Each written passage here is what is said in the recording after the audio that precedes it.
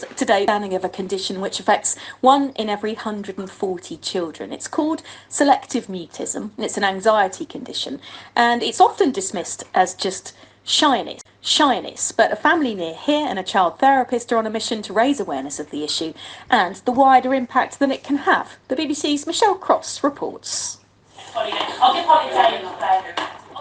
It was when Charlie was around 3.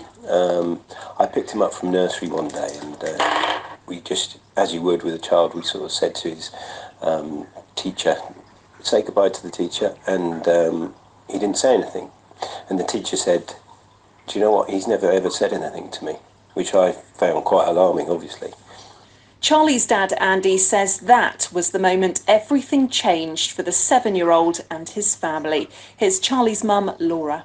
My initial thought was that he was just shy and that he would just grow out of it. You don't necessarily want to believe it at first, but the more we found out, it was literally describing Charlie, and so we couldn't ignore it. It affects 1 in 140 children. That's around 1 in every primary school, which came as a shock to his parents. Growing up, Charlie was very happy. First word was bird. Remember that? What? A yellow one, pink and green. He met all his milestones when he should have done. Notably, a really sort of cheeky sense of humour and something that, you know, he still has today, obviously. The pressure of saying good morning to his teacher, he really struggles with that. How did that make you feel as parents? We used to feel that we'd have to speak up for him because it can come across as him being rude. We are talking to him about it more. He is more aware of it. And, you know, we asked him, how does it feel to have selective mutism? And he says he feels lonely. Sorry. Sorry. The condition has been an emotional journey for all of them. It's hard not to think about, you know, what the future holds for him, because again, it's such a given that everybody's expected to speak. It's taking the small wins and running with those and building on them, that he can show everybody who he really is. Oh, too good. That's the BBC's Michelle Cross with Charlie's family who live near us in the Thames Valley. Lucy Nathanson is a child therapist specialising in selective mutism. Morning, Lucy. Good morning. Now, this isn't just about being so anxious that you can't talk. It can sort of extend to other stuff, particularly at school, can't it? Yes, absolutely. So selective mutism is an anxiety disorder, and obviously anxiety can be quite broad, and often these children are perfectionists.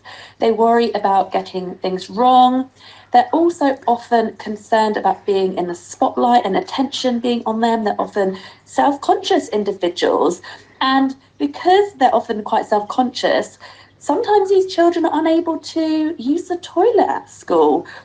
You know, standing up and going to the toilet may draw attention to them. Or in lots of schools, children are expected to say, can I go to the toilet?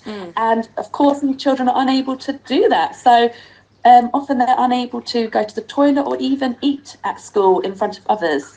Wow, that can have a big impact. And what are the early signs to look out for if parents or carers have been listening to the report this morning and thinking, oh, that rings a bit of a bell with us?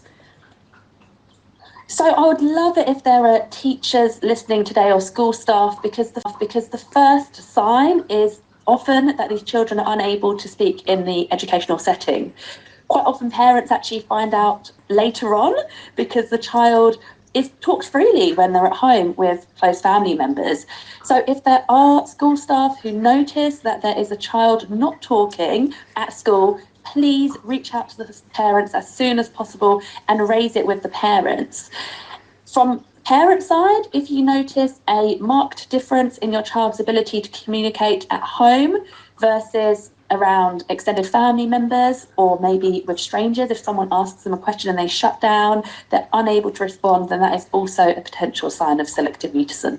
Oh, good advice. And in terms of help, I mean, we know about the struggles with special educational needs and disabilities in Oxfordshire, and the time it's taking to get back to them. The county council's just appointed a specialist person just to deal with the backlog, Lucy. So this is yet another SEND issue to add to the list, when there is a lot of pressure, a lot of demand on those services.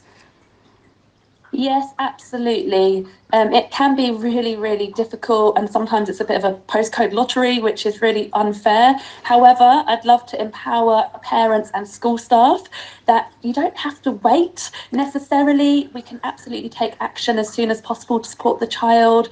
So, researching selective mutism, looking on the NHS website for selective mutism, 𝗬𝗏𝗏, the Selective Mutism Information and Research Association, have some fantastic resources, as well as a Facebook page.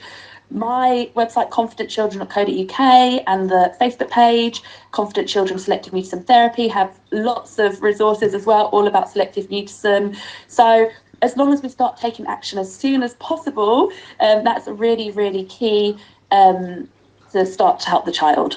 And continue into adulthood, or do people tend to sort of conquer the anxiety as they get older? Yes, sadly, if children are not supported while they're young, sometimes it can lead into adulthood. And of course, adults who have selective mutism, it can really impact their life if they're unable to work. Talking is a expected part of life, and in many jobs, with relationships. So it can lead to further mental health conditions if children are not supported while they're young. Good to speak to you. That's Lucy Nathanson, who's a child therapist of Confident Children, specialising in selective mutism, or 𝗬𝗏𝗏 was the organisation that she was mentioning there, 𝗬𝗏𝗏, if you want to find out more. And thanks again to Charlie's family as well, from the Thames Valley, for sharing their story and talking to us all about it. If you've got something to say on that, or any of the other things we are talking about this morning on the Breakfast Club, you can text me, 81333, starting your message with the word Oxford, or my phone number's 0808100 9100. Awesome tunes coming.